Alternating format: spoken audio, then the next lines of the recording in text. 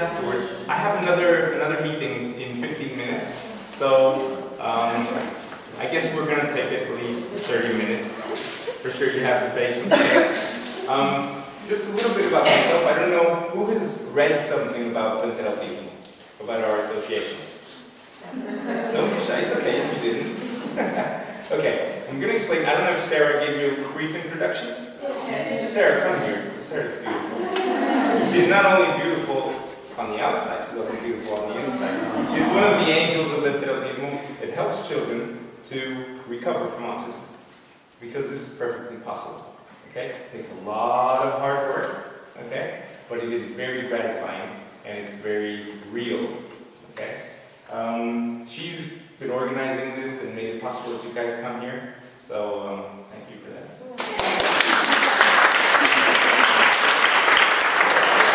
I'm going to give a really brief introduction, more than the presentation I'm going to do, about myself and why me and my wife created the association. When I met my wife, she had a daughter with autism, and we went to the States. We found a method that works really good, which is called the Sunrise program, and started implementing it. In 2 weeks, the visual contact of our daughter was increased a lot. So we said, okay, this is really special. We have to do something about it. We created this association, and that was in 2010. So it's been a lot of years now supporting many parents and many children, the children that come here, to help them overcome their difficulties. Okay? I was invited. Who of you knows TED? TED.com. Okay. Oh, cool. Hey, this is really good. You know that TEDx are like TEDs, which are done in cities. It's smaller than the big TED. The big TED costs 6,000 euro per person to attend. The TEDx is 60, but it has the same visibility if you give a good presentation. I was invited to speak, to share my experience with autism. So I'm going to do the TEDx that I did. I actually have to do it in Portuguese, so I have all my notes in Portuguese, but I'm going to translate it really fast for you guys in English. Okay? I'll do my best so you guys get the cool message that 1,000 people already heard. And it's the first time we have so many Dutch people here, that's for sure. So thank you very much for coming. Luis is 10 years old. He's small, short, strong. He's got beautiful blue eyes like his mom. His parents came to the association and said, okay, if Luis does anything strange, you guys call us and we'll take him out. We said, no problem, he's like an angel. He won't do anything, we'll take care of him. So during the first week that he was here, Luis tore the shelves off the wall. He took the mirror off the wall. He broke the closet doors, which are the height of that one, so it's the whole height of this ceiling. He tore 3 of them off. He took one of the curtain lines and used it as a whip against the face of Katarina and left a mark. He broke Joanna's glasses. He beat up Sarah and Alexandra. Then he took off the plastic around the plugs on the wall, and he chipped on the wall and made a hole that's 1/2 meter in diameter. So what do we do with Luis? Do we tie him to a bed? Do we close him in a room with the danger that he gets out the other wall? So, the thing is, Luis has autism. Not all children with autism have this behavior, but more or less 1% of all children in the world have autism. That's more than the children that have AIDS, cancer, and diabetes together. Okay, so we're living something that's also growing very fast. Let me explain to you what autism is from a really easy to explain point of view. Children with autism are hypersensitive. So it's like all the stimulus that they receive is like cranking the volume up to the maximum. Okay? So sounds, sight, what they see, what they smell, what they feel is elevated to the maximum. I'm going to give you an example. You're walking on the street and an ambulance passes by with the sirens really loud. what do? You cover your ears and try to get away, right? It's very bothering. Or you're driving down the road and then a car comes in your direction with the headlights on. What do? You squint your eyes, you try to get away. What is it like the first time you visit an airport and you're looking for your flight and you're looking for where's my flight in this, and you see a bunch of signs and sounds and people running everywhere. It's very confusing.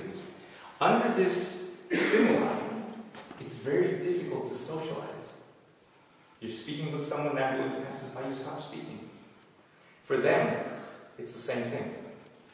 So what we are judging, what many people are judging as inadequate behaviors, just like, going away, etc., is their best shot at doing the best to take care of themselves.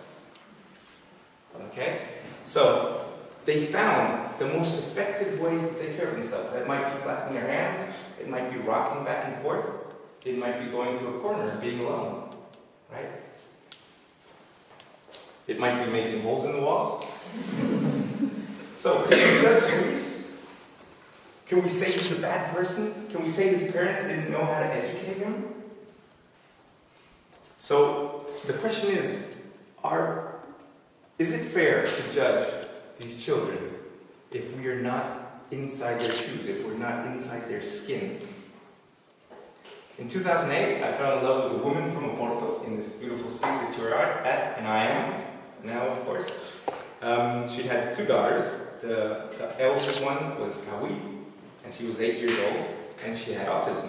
She would speak alone, she would turn things around all the time, she would push her fingers back to touch her hand, like this all the time. She would get annoyed with the minimum sounds. I would go like, and that would be, and she would go completely nuts, okay? And that was very difficult to understand. So I would judge her. I would feel very frustrated, right? I wanted the best for her, but I could not understand what she was doing. So, and we also had, the dishes would be broken, and she would spill the glasses. She would eat the soup with her hair inside. And then when she would get up, her hair would go against her shirt, and it was, oh my God, Kawi again. You're making your shirt dirty, you shouldn't eat like this, You look like you're less, right? Because you're always eating like this, and you're not, showing that you're much bigger than that. So I was very frustrated back then. But our attitude changed when we went to the States, and we learned this beautiful program, which is the Sunlight program. We started implementing the techniques, and we saw that she started getting better. Started with her visual contact, with her flexibility, with things, and we thought, if she advances 1 millimeter, why won't she advance 2? And when we get to 2 millimeters, we might manage to advance a centimeter with her. And who tells us we will not reach the end of the marathon? So, hope is the spark that allows you to put action to your dreams. We see so often children that are diagnosed with autism, and their parents are told that their children will not eat alone, will not walk alone, will not be able to do anything alone. They're told that they will have to take care of their children further than the lives that they will live, right? So the hope of these parents is completely crushed. I personally believe that the possibilities of any child are limitless, with autism, without autism, etc. Because I don't have a crystal ball to say what the children will achieve. I don't know if my child will be a Nobel Prize, or an engineer, or a dentist, or a dancer, or a singer. What I know is that I cannot say what she will not achieve. Wilma Rudolph had polio. She was, when she was young, and the doctors told her she wouldn't be able to walk again. She did a lot of physiotherapy, and she became an athlete in the United States. And then she continued training, and she became the first North American woman to win 3 gold medals in an Olympics. And she has a quote that says, The doctors said I would never walk again. My mother said I would walk again. I believed my mother. We always spoke openly with Gawi about autism. We always believed in her. We always told her, okay, from the beginning when we started implementing the program, do you want to stop having autism? You want to join this challenge with us? And from the beginning, she said, yes, let's do it. Okay, we started a diet also, and she was very collaborative, and of course she was the most important piece of making this happen. So, personally, I spent many hours with Gawi working one-on-one. During the first 2 years that we worked with her at the beginning, we worked with her one-on-one 32 hours per week. Okay? During this time, our mission, me and all the volunteers that helped Gawi, our mission was to understand her world, to bring her to ours. So when you're doing that, you have to be, it's not 100%, it's not 101%, you have to be 1,000%, 1,000,000% with her in her world, being absolutely present.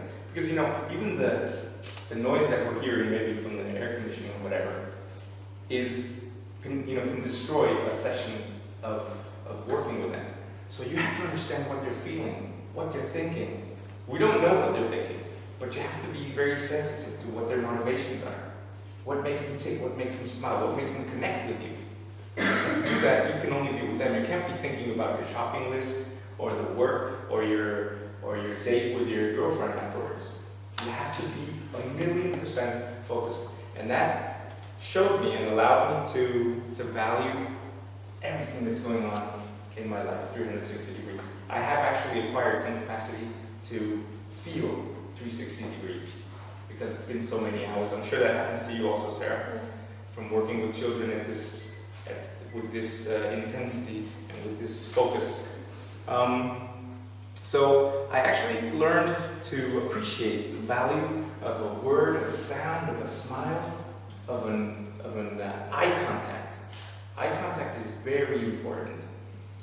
I remember 5 years ago, 6 years ago when we started working with Gawi, it was so difficult to get an eye contact from her. We would have milliseconds of her eye contact, and it was already a victory. Like, oh, she looked at me just a little bit, right? After all these, this intense working with her at the beginning, it was focused on eye contact majorly. After 6 months, we calculated it was 800 hours of one-on-one work with her. Her eye contact was almost that of a normal person. Today, of course, I'm fascinated when she's having dinner with us or with friends, and she's looking at everybody with a normal eye contact, and of course I get tears rolling down my cheeks of the beauty of an eye contact. So I really appreciate now what eye contact means. Thank you for the one I'm having right now. But I see it often in a restaurant or in a park or somewhere, and you see a child, a normal child, looking at his father or mother with a mobile phone, and the child is looking up and saying, hey, I want human connection. I want to be with you. I want to feel love.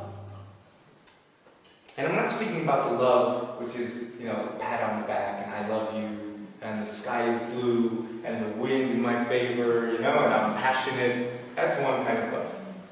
The love I speak about is love in capital letters. Love is to accept unconditionally. Love is to accept without conditions. Love is accepting Gawi when she's eating soup with her hair in the soup. Love is to know with Gawi's hand in mine while she's having an epileptic seizure that her body is doing the best it knows how to do with her. Love is to accept Luis when he's hitting Sarah, or when he's hitting you. Love is to accept Luis when he's making a hole in the wall. because he has the most powerful reasons to do that, and they are real. So you can't love your child and hate his autism. You wouldn't be accepting reality. You wouldn't be accepting your child. And your child would get a message, which would be, you don't love me the way I am. There are other delicious ingredients other than love, which you have to combine to work with these children, which is understanding their motivations and doing it with a lot of enthusiasm. We work with Kawi 32 hours per week during 2 years, using her motivations and with a lot of enthusiasm. Why this? If you don't do it with her motivations, she won't want to be connected with you. And if you do it without enthusiasm, then it won't be fun. Okay? So these ingredients added to the unconditional accepting, which is love, is extremely important to work with children. And I say this at any level, or to give massages in a spa, or for any work you do. If you join these 3 ingredients, I don't know if you'll be successful in business, but you'll be successful as a person, that's for sure. So it was decisive for us to use these ingredients for her to come to our world. Today, Kawi, she goes, 5 years ago, she lost the train of school. We felt that she was it was impossible for her to continue. We hired a teacher to sit with her in every class to remind her to look at the paper, to write things down as the teacher was speaking, etc. And now she goes to normal school. She does her homework just like her sister. She's completely autonomous to take a bath. She can wash her hair by herself. This is really challenging. Her hair is like Macy Gray's, okay? And she does that all by herself.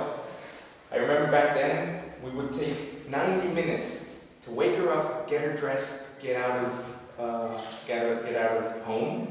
Today, she can wake up 20 minutes before leaving home. She'll wake up, prepare her breakfast, prepare my breakfast. We'll have breakfast. She brushes her teeth, gets her backpack, and is at the door before I am. And we do it all. She's Portuguese, but we do all of that in Spanish. So it's really beautiful to feel and see that Kawi is today autonomous, and she will do with her life whatever she wants to do, because she's autonomous already. So what happened with our friend Luis? We've been working with Luis for like 8 months, and we always believed in Luis's limitless potential. We focused on his motivations, which obviously looked like destroying, right? But we noticed that he was he could see all the details. He would open, like you see this box here? We don't know how he managed to open that in his room. There were no stairs, no nothing, and we just, he managed to open that. So he does have great sensitivity to see details and to do things with physical objects. So Sarah managed to channel his energy from destroying to constructing. Sarah had the bright idea of putting cardboard boxes into the room so he could play with them. And in the first 2 weeks, he was constructing what looked like a heap of cardboard boxes. Was actually a bunch of secret tunnels inside that were interconnected. So he would use it as a maze to go through with the people that were working with him. At the time that I did the TEDx, he made his version of the city of Porto, with houses, and each house you could lift the ceiling of the rooftop, and inside you see the rooms and everything all constructed with a great amount of detail. And that was done already introducing scissors in the room.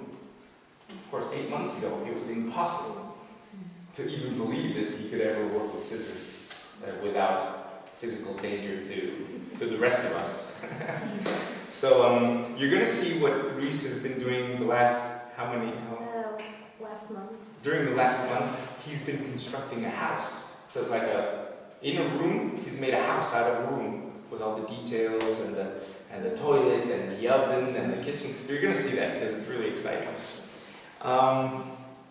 Also, not only that, Luis would speak just some words and would never communicate. Now he's speaking fluently and communicating what he's feeling, what he wants. He's not aggressive anymore. When he feels like hitting someone, he'll say, "I want to hit you." But he'll count to 10, breathe deep, and then he'll do that. So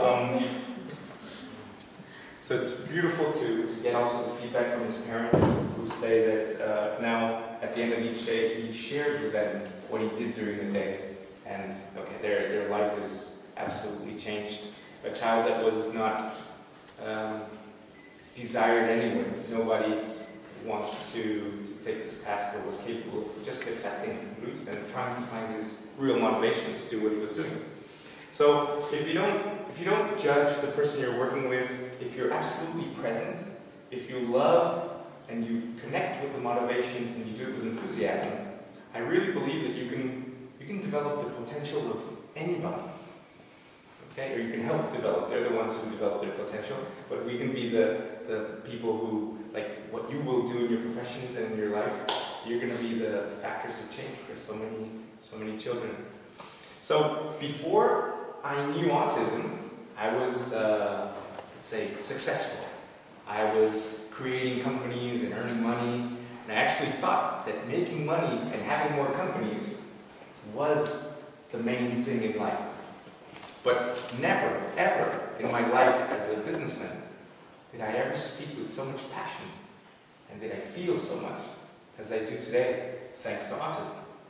So you will understand when I say that the best thing that happened in my life is the autism of Kawi.